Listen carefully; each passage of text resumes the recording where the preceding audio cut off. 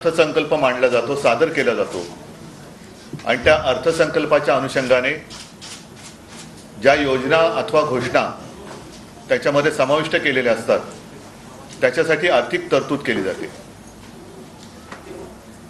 अर्थसंकल्प एका बाजूला म्हटल्यानंतर उद्याचा जो काही घोषणांचा पाऊस पडेल हा गाजर संकल्प असणार आहे, कारण निधी खर्चच होणार नाही। घोषणा आजपर्यंत खूप झाल्या, घोषणांचा पाऊस आणि अंमलबजावणीचा दुष्काळ हे यापूर्वी सुद्धा मी म्हटलेलं आहे। मात्र जर या सरकारला जरा जरी संवेदना असतील तर त्या घोषणा आपण आतापर्यंत गेल्या 2 वर्षात जेवढ्या केल्या त्याची पूर्तता किती झाली एवढं जरी त्यांनी खरेपणाने उद्या नीट सांगितलं तर मी म्हणेन खूप झालं।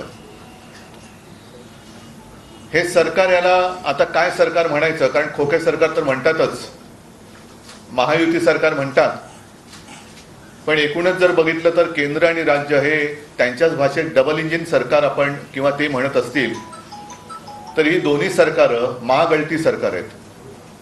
हे लिकेज सरकार आहे, कारण राम मंदिराच्या गाभाऱ्यात सुद्धा लिकेज झालेलं आहे, पेपर फुटी झालेली आहे, म्हणजे पेपर सुद्धा लीक होत आहेत, मंदिर सुद्धा लीक होते आणि ह्यांना लाज लज्जा शरम काही नाहीये। आम्ही काही प्रश्न विचारले किंवा विषय त्यांच्यासमोर मांडले तर ते उलट्या आमच्यावरती आरोप करतात।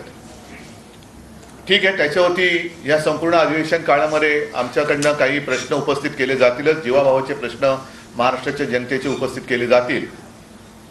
मात्र एकूण काय परिस्थिती आहे आपल्याच माध्यमातून आम्हालाही कळते, संपूर्ण राज्याला कळते आणि राज्यातले शेतकरी ही परिस्थिती प्रत्यक्ष भोगतायत।